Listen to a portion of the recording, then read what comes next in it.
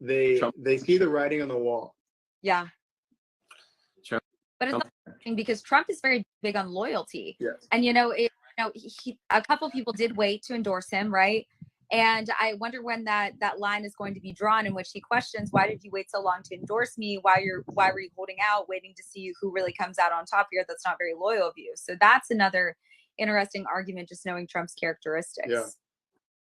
Well, even like Nancy Mace, the last couple of years has been a little bit critical of Trump. She had the contrary version of January 6th. She's pretty outspoken that he shouldn't run. But now she, like, the last year, she's been a little bit quiet about it. Right? Yeah. And so I think she's kind of like weighing her options since these indictments came out. I'm glad she made the right move, though. For sure. Well, I think these people understand what's the alternative, right? I mean, it's obvious he's going to be the Republican nominee. You're going to go vote for Joe Biden. I don't think that even if you're critical of Trump, that it's a smart move for you as a Republican, even if you're the closest to the middle that you can think about. I don't think it's a smart move for them to go out and say, no, Trump isn't the right decision. We should go with Joe Biden. I mean, at the end of the day, the Democrats oppose all your values. As much as you may not like the individual, you have to rally behind them. And I think it's good that people are critical of Trump, because I only feel like Trump can get better and better when he hears criticism of himself. Yeah. So I just looked up the polling in South Carolina. Trump has 62.2 and Haley is at 25 flat. Yeah. What? So who else are they referencing in that? So there's a couple other people. I can. Then it's still in, right, y'all? Yeah. I think so. I don't exactly know. Okay, here it is. So more. So DeSantis is at 8%, and then everyone else is just lower and lower and lower. So I feel like you could take like 7% out of this 8% and just put it in Trump's. Now you got Trump almost at 70%. Yeah. What was Trump crazy. polling before New Hampshire? In New Hampshire, I guess I can look it up. It's like 35, something like that. Oh, really? Okay. Yeah. One poll though that came out back, I believe it was a week ago, in which it showed that Haley and him were tied. That was one poll of like 20. Oh, it was the one that she kept using, right? She kept putting it everywhere. Between that one and the poll in which if it was her against Biden, she would win. Oh yeah. That fake poll. She does sneaky stuff like that. I saw her putting out look at West Virginia, and I'm like, whoa, well, let's look at Pennsylvania, and then all of one one elector vote. Like, what the heck? Well, whoever runs your Twitter account is super cheeseball. Like, he needs to be fired, because I think it's the same person that ran Hillary's Twitter back in 2016 or whatever, because it's so bad. It's like, I'm fighting this and that. It's like, well, you don't have to be so strong. Like, I get that you're playing that card, but every single tweet you put out doesn't have to be about you fighting against something. Like, you could just be a regular person, be funny, be happy. But I mean, I always say she has a personality of a potato, and that's giving her a lot of credit. But when you can't say anything and you don't know what you stand for, it's really hard to say anything in the first place. So I get it. Are you saying she's a potato because she's brown? Is that why you're saying that? No, potatoes are brown. I guess they are brown, but they're also yellow potatoes and red potatoes. Obviously, she got canceled for her comments about the Civil War, but then CNN just did a big segment on her. She said that racism has never existed in America. You're just like, oh gosh. Michelle, it's not. And then she didn't stop there. After that, she said, as a brown girl in the South, I experienced racism. Yeah. Then she said that she didn't win the beauty pageant because she wasn't white or black. So now she's calling black people and white people racist. Come on. I'm like, what are you doing? Like, what's the point of that? Argument. Just pick it. It doesn't matter. Just pick an argument and stick with it. Yeah. You can't decide, because one day one donor says this, then the next day the other big donor says, what are you saying? Blah blah blah. So jump in. Mm-hmm. The first videos that I saw about people flip-flopping were with John Kerry back on YouTube, back in the day when John Kerry was running, because some of the stuff he said about Vietnam wasn't like entirely accurate, and they were bringing out like flip flops. Remember that? Well, it might be a little old, but anyway. So that's when I first saw it, and I thought, wow, that's really bad that he lied. And now I'm like, that looks like peanuts to what's happening now. Like it's getting progressively worse and worse. Where just like people are saying the craziest stuff and then say the opposite. And like, I don't know if they're dumb enough to think that people won't call them out on it, or if they just don't care. Right? I think if they don't care, then that's even worse than them being dumb and ignorant of the fact. But I think you're right. I think they don't care. Say what you have to say, impress the donors, impress the crowd you're talking to. I mean, why else would Nikki Haley say what she did and then flip flop? Yeah. Crazy. Just her narrative based on who she's speaking with or who she's speaking to. And that only gets you so far. I mean, all of us have phones these days. Like, I don't know why you wouldn't think that. I have definitely contradicted myself. I want that out there right now. I have not been 100% consistent. I have changed internally. for the better. Oh no.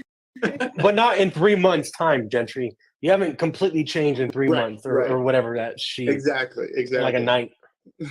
Or in 24 hours or literally in 2 minutes. Yeah. It'd be really funny to have like a Facebook memories for what politicians have said like 10 years ago, right? Because mine pull up and I'm like, oh my gosh, why did I say that?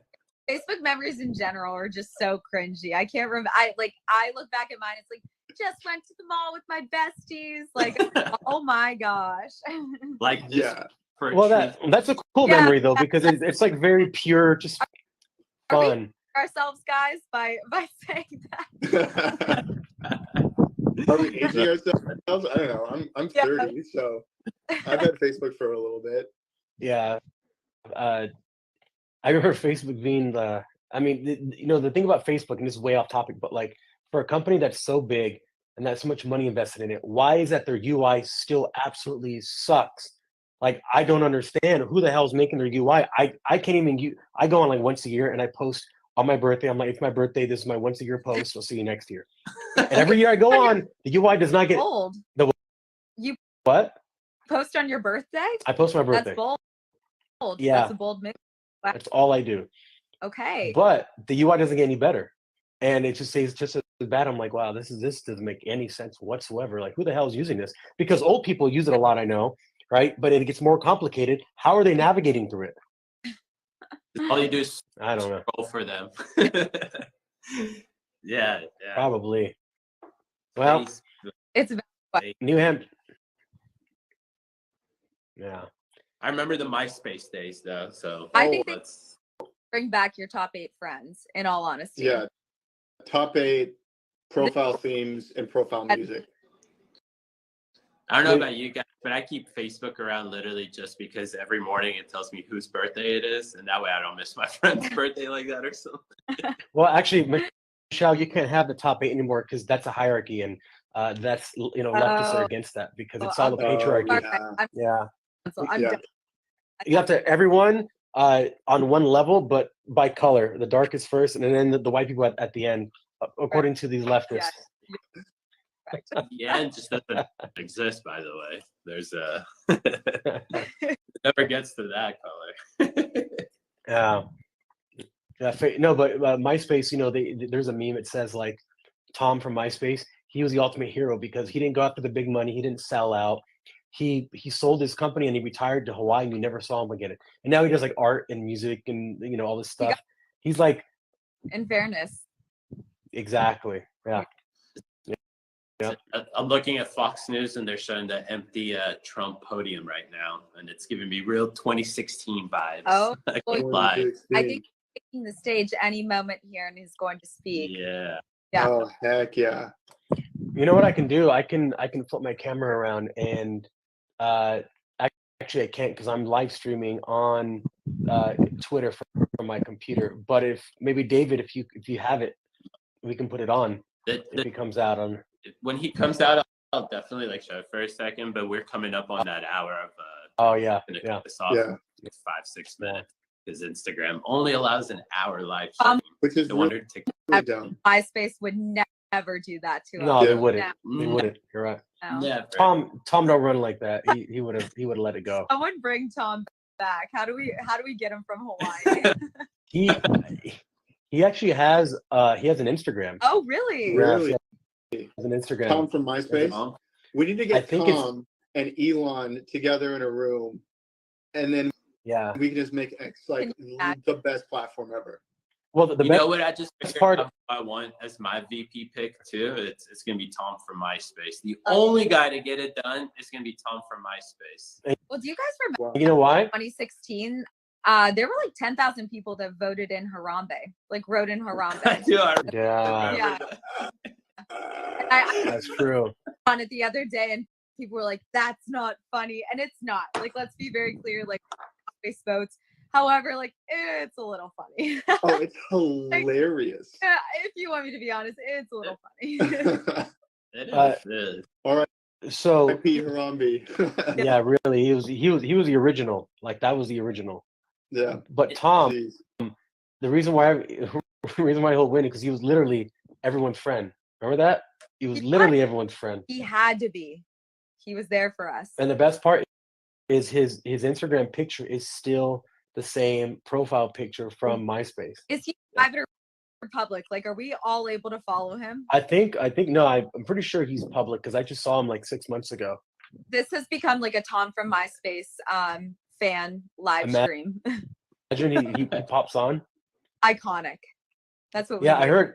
I heard he just surfs in Hawaii and just hangs out. What's it gonna take to get Tom on our next live stream? So I think we can do it. his at is MySpace Tom. I'm gonna go follow him right now and send him a message. Wait, And then we got to pitch him to be VP. What? how many followers does he have? 664,000. Oh wait, you guys, are we late on the trend? Yeah, we are. Oh, very, very much so. 6,000 people already knew about him before us. But I don't think he's posted since 2018. Maybe it's See, that makes it even cooler. That makes Yeah, it even cooler. I think I respect him more. That's like when the Undertaker he left and he came back as the American Badass, and everybody was shocked because he had been Undertaker for like 20 years, and he came back blasting Kid Rock and riding a motorcycle and wearing American flags. that would be like what Tom from MySpace would be doing if he came back. I agree. For sure. So last time he posted was 2019, January 2019. That was And he just does before all the photography in Hawaii. He looks like he's living a pretty good life. Dang. Guys. Meanwhile, we got Zuckerberg, the alien, trying to make us all eat bugs and fund election. we picked the wrong one. He's We building picked a the wrong bunker. social media. Yeah. A lot of them are Mhm. actually. Yeah. Yeah. Why? Well, why are they lizards telling go us this underground. now? Hold on. Yeah. I saw it's like a whole list. I gotta find it, but it's like Taylor Swift is building a bunker, like Bezos. Taylor Swift everybody. endorses Joe Biden, builds a bunker. That's the tweet. What is all the Swifties gonna do without Taylor Swift? I don't Hey. know. There's a lot of Swifties that work at Turning Point. I'm saying this to somebody. The Swifties are a very powerful army, and they will come for you. Oh yeah. So the Swifties are going to come for me right now. But isn't it kind of rich that she, as well as Biden, the whole clan, preaches about climate change and, you know, to use the paper straws, and yet she spent. I would love for somebody to quote me here and tell me the exact number, but the amount of money and miles she spent in her private jet flying around this year is just Mhm. so, as we all use paper straws. Oh my gosh. Because And she let's- Which flew down to Argentina. Very talented songwriter. I'll be the first to admit that. Oh, she's fantastic. well, she doesn't write her songs though. Yeah, what? She's not writing her songs. She does. She's been doing it since she was Call her 16, dude. No. You believe that, Gentry? Yes, Gentry, I do you really it. believe I was that? a Swiftie when I was younger. Songwriters. One of my memories is me holding a Taylor Swift calendar. I'm not gonna lie, I'd still go to the tour. I'm not gonna lie, like politics aside, she's phenomenal. I'd still go to the tour, the concert. Oh yeah. Maybe She's it's me, but I don't understand it. The whole like obsession. I strong girl though. That's the difference, you know? She really speaks to the basic girls. Yeah, that makes sense. Off, But Fabian. like, but look at what. So when I see people standing in line for like, I don't know, I heard like some girl stand in line for like a month or something crazy. And I hear people breaking down in tears, like shivering and like fainting. To me, I'm like, what the hell? Because like that's not logical, and I'm very logical. So when I see that, I'm like, that's a cult. That doesn't make sense. How like, why would you love someone that much? It just sings. It doesn't make any sense. Like, I don't know. But then Well, again, think I'm about not. it I'm in the not a Swiftie. nightlife with all those celebrities. So like you're like desensitized to it. But think about someone in middle America who's never even seen like a real life celebrity before. They just see him on their phone. Now they're in the flesh, No. right? They'd flip out. Yeah, and then they say never meet your celebrities, or what do they say? Like never meet your Never meet your heroes, idols. your idols. Yeah, and that's very true for celebrities. Like they're just weird people. Like oh my gosh, I don't want to get into it, but yeah. I feel like she's going to be a perfect asset for the Democrats in November. I mean, didn't they pass something in Pennsylvania, like some whatever in the state legislature, like saying this is like the Swift era because look how many people she made register to vote. That's Pennsylvania. That's a pretty big battleground state for us. Yeah, I didn't know that, but she is from Pennsylvania, so that would make sense. There you go. Well, and it's perfect because she came up as like a Christian kind of like conservative-ish girl, so she has that base. So whenever they run, and I'm gonna go on record and say this, I'm 100% think that they want to run Kelsey and her as president at some point in the future, because like, I mean, think about it. If you're strategizing, why are you pushing this so hard? Okay, she's gonna get the vote out for you, but what if you did something like in 10 years she ran for president with Travis Kelsey and Mr. Boo Boo Shot and Pfizer was backing him like they are? You're gonna have all these girls that are now voting. I mean, that's a massive voting block who are going to just vote if she's a first lady, rather, or whoever I don't know. But I mean, it makes sense. Who else is more popular than them? They're like the Obamas 2.0.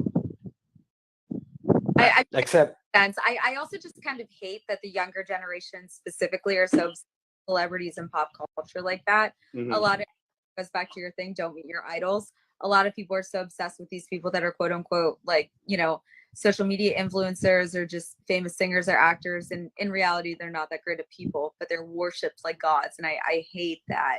It's definitely a thing with younger generations, but yeah. I mean, well, I don't know. I don't really obsessive with them. I don't think it's new because my parents were around with the Beatles, and they said that like people were just like screaming and falling over and just like having this like spiritual experience at a Beatles concert. And then all the boy bands from like the early 90s and now Justin Bieber and Taylor Swift now, and like all these people, like I don't think it's new. I think it's just different because of social media. It's bigger. That's a good point. Yeah. Well, think about it. Back in the days, it was so easy